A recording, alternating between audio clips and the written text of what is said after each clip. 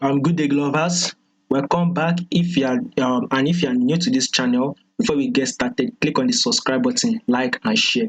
Now we can see our NASDAQ 100 has actually dropped to the level was one predicted about last week. We did a weekly analysis on our NASDAQ 100 and we predicted where our price will be moving, and our price has actually gotten to that level. So that is why if you have not yet subscribed, click on the subscribe button. Now let's do analysis for this week on our NASDAQ 100.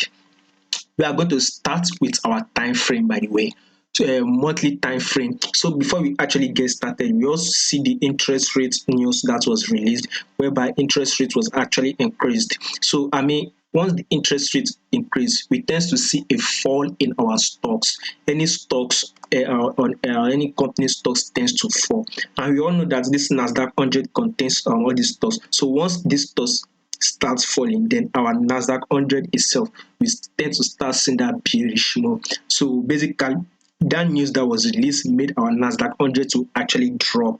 And now, if you have to see it on this our technical analysis on our monthly time frame, we all can see we are now on a bearish move. First of all, when we have to zoom it, we were actually on an uptrend movement upward. You all can see the huge movement, but of recently we will see it on our NASDAQ 100. On monthly time frame, you can see that we are actually bearish. Now see it this way: this was an impulse move on our technical analysis aspect on monthly time frame. This was an impulse correction. There was another drop, right? We had a correction. What are we expecting again? We are expecting another drop again on our monthly time frame on our NASDAQ 100. So this price, we had a drop here, we had a correction. Then once we had another drop, the drop actually broke below these lows. Then we had a correction. Now this drop we are going to be having will actually be breaking these lows again. So monthly time frame, we are expecting a drop. As you can see, if you are to put our 10 period moving average, now we can see that our price is now below 10 period moving average. So monthly time frame, the price is now below 10 period moving average. That means we should actually look for a way to actually short it. So look at it this way: we had a drop, then we had a correction. This correction hits our 10 period moving average. We had a drop. Now, as we add this correction came to this our 10 period moving average. What are we expecting? Another drop again. So this month on the monthly time frame, we are actually bearish. Now let's see it on the weekly time frame, by the way. So see the price, by the way. There was an impulse movement, correction. Let me see it this way: impulse movements, then a correction upward. There was an impulse movement, huge one, a correction, another impulse movement. So this was actually a correction, I think, on our weekly time frame or something like that. So we are expecting another drop again. First of all, we would want to see our drop to take out these lows. These are our previous lower lows. This was our previous lower lows before our price tends to start riding up, right? So we would want to see our price to first of all take out these lows here first, then we would break below it and continue to go bearish on our weekly time frame. So monthly time frame, we saw it that we are actually going bearish, right? Now weekly time frame, we are now expecting a bearish move. We can see last 3 weeks a bearish move, last week bearish move. The week that just passed, we just finished, it was actually bearish, which we actually our prediction was actually correct. Now this week we are trying to predict for, we will actually open and close bearish also. So first of all, we want to see our price go low, take out these lows. So till then, we are expecting a red candlestick, a bearish move on our weekly time frame, right? So daily time frame also, let's start it from here. I want to start it from after this correction. This movement upward we are seeing here was actually a correction on our weekly time frame. If you have to go to our weekly time frame, see it. This was actually a huge correction upward. That is it. So now let's sit on our daily time frame. So we'll start of recent movements downward.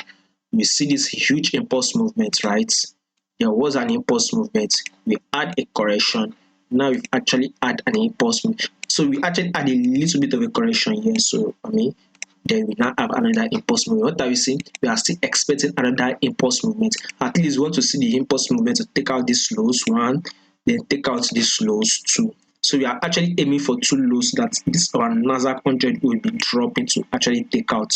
First of all is about 11521.3 basis points, and the other one I think is about 11057.9 basis points. So two is that our NASDAQ 100 will actually be moving this way.